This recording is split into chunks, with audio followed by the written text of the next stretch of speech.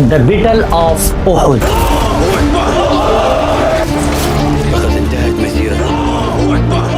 قریش جب بدر میں بری طرح شکست کھا کر مکہ واپس ہوئے تو یہ معلوم ہوا کہ وہ تجارتی قافلہ جس کو ابو سفیان لیڈ کر رہا تھا وہ بچ کر نکلا تھا، لیکن مکہ میں ہر آدمی کے دل میں مسلمانوں سے بدلہ لینے کی جوش موجود تھی کہ کب ہم مسلمانوں سے بدلہ لیں گے۔ تو ابو سفیان، عکرمہ بن ابو جہل، حارث بن حشام اور اسی طرح کچھ اور سرداروں نے میٹنگ کی کہ مسلمانوں سے جو مال بچ گیا ہے اس کو تھوڑا سا تقسیم کریں گے اور باقی محمد سے جنگ کی تیاری میں لگا دیں گے، اور ہم مسلمانوں سے اپنے باپ اور بیٹوں کا بدلہ لیں گے۔ اور اسی طرح ابو سفیان نے 3000 کا لشکر جمع کیا اور 5 شوال اور 3 ہجری کو مکہ سے روانہ ہوئے۔ حضرت عباس رضی اللہ عنہ جو رسول اللہ صلی اللہ علیہ وسلم کے چاچا تھے، انہوں نے یہ سارے حالات لکھ کر رسول اللہ صلی اللہ علیہ وسلم کے پاس ایک قاصد کے ہاتھ روانہ کیے، اور قاصد کو یہ آرڈر دیا تھا کہ 3 دن کے اندر اندر ہی رسول اللہ صلی اللہ علیہ وسلم کو فل سپیڈ یہ خط پہنچانا ہے۔ رسول اللہ کو جب یہ خبر ملی تو آپ صلی اللہ علیہ وسلم نے 2 صحابہ کو قریش کی خبر لینے کے لیے روانہ فرمایا۔ انہوں نے آ کر یہ اطلاع دی کہ قریش کا لشکر بالکل مدینہ کے قریب پہنچ چکا ہے۔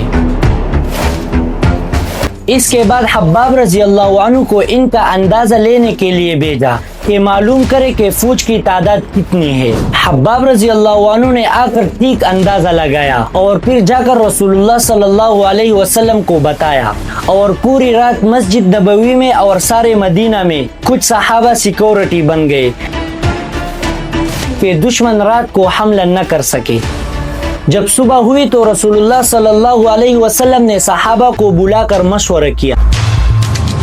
مہاجرین اور انصار نے یہ مشورہ دیا کہ مدینہ ہی میں ہم دشمن سے مقابلہ کریں گے، لیکن جو نوجوان جنگی بدر میں شامل نہیں ہوئے تھے ان کی رائے یہ تھی کہ مدینہ سے باہر اوپن ڈیزرٹ میں ہمیں لڑائی کرنی چاہیے۔ رسول اللہ صلی اللہ علیہ وسلم نے نوجوانوں کی رائے مانی اور 1000 لشکر کے ساتھ مدینہ سے روانہ ہوئے۔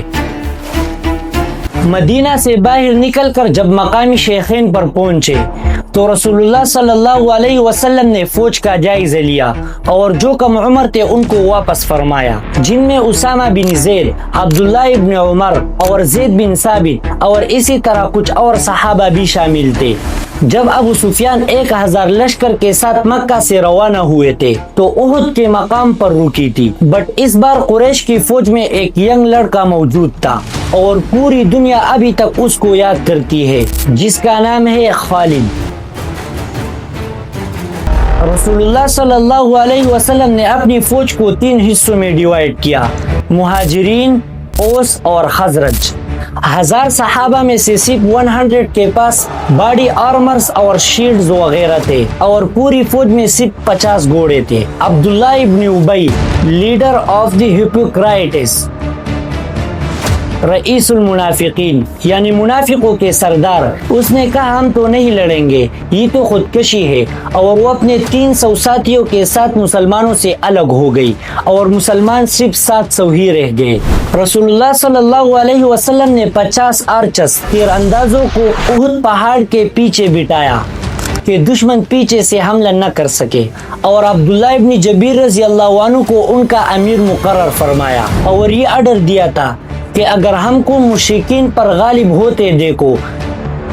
تب بھی وہاں سے نہ ہٹنا، اور اگر مشرکین کو ہم پر غالب دیکھو اور پرندے ہماری جسموں کو کھائے تب بھی اپنی جگہوں سے نہیں ہٹنا اور نہ ہماری مدد کے لیے آنا۔ جب صفیں برابر ہوئی تو رسول اللہ صلی اللہ علیہ وسلم نے ایک تلوار کو ہاتھ میں لے کر فرمایا کہ کون ہے جو اس تلوار کو حق کے ساتھ لے۔ یہ سن کر بہت صحابہ نے ہاتھ اٹھایا، مگر رسول اللہ صلی اللہ علیہ وسلم نے یہ تلوار ابو دجانہ کو دیا اور پھر جنگ شروع ہوئی۔